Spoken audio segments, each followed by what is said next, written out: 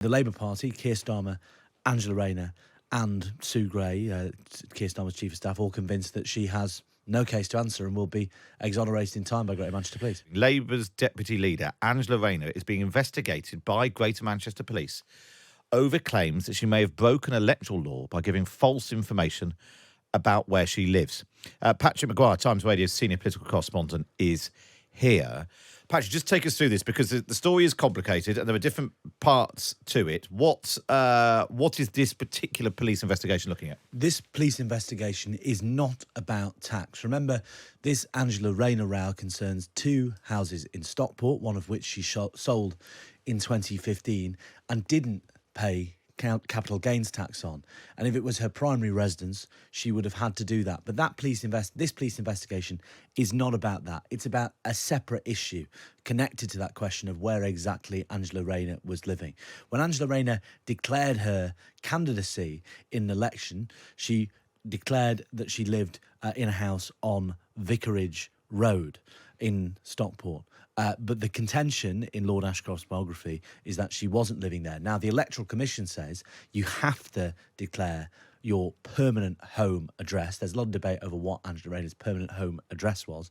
And if indeed she wasn't living at her permanent home address, or rather she hadn't declared her permanent home address, then she may have broken electoral law. That's the contention. The fact that she declared that as being her home when she stood for election does actually arguably bolster her argument it was actually where she considered to be her home. Yes, quite possibly. That will be the argument Angela Rayner will possibly make. We don't know what argument Angela Rayner will make, though, because she is very protective of her private life, hasn't shared the legal and tax advice she's been given with anyone, not even Keir Starmer, but she has shared it with some of his team. But it's certainly true that Angela Rayner said she lived on Vicarage Road, both in public and also on her declaration. Several journalists have uncovered evidence that she perhaps was living at her house owned by her husband at the time. We don't know, is the long and short of it. But the Labour Party, Keir Starmer, Angela Rayner and Sue Gray, Keir Starmer's Chief of Staff, all convinced that she has no case to answer and will be exonerated in time by Greater Manchester Police. And Keir Starmer said earlier this week he hadn't seen the legal advice given to Angela Rayner about this, but his team had, and he was satisfied, and they were all sort of standing full square behind her.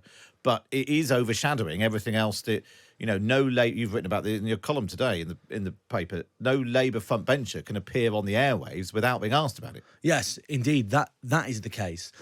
For Labour, every Labour front bencher, when they're in front of a microphone now, they are asked about Angela Rayner's living arrangements. That's not ideal.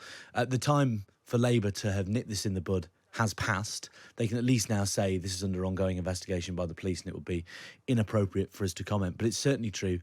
This is overshadowing and distracting from everything. And privately, that's what some of Angela Rayner's colleagues in the shadow cabinet say, that this has perhaps been mishandled. And separately, although there was no causal link implied, Labour staff heard last week from the party's director of campaigns, Morgan McSweeney, that some of their target voters, a third of their target voters, hadn't heard anything from Labour in the past 2 weeks. That's what they reported to pollsters. And now, if already you're looking at a sort of disengaged electorate in the Red Wall, these stories cut through. And if this is the only thing they notice about politics, this row, it's bad for the Labour Party. And because Angela Rayner is a northern working class Labour MP who, it is absolutely key to their ability to communicate to those voters in the Red Wall. And if she can't appear on TV or radio because she's got these questions, then, they're sort of missing out on that as well. Yes, exactly. And that is the big political question. In the same way that when Keir Starmer and Angela Rayner faced allegations that they'd broken lockdown law in Durham, which, by the way, was similarly amplified by Conservative politicians, just as this row has been, and the Daily Mail in particular.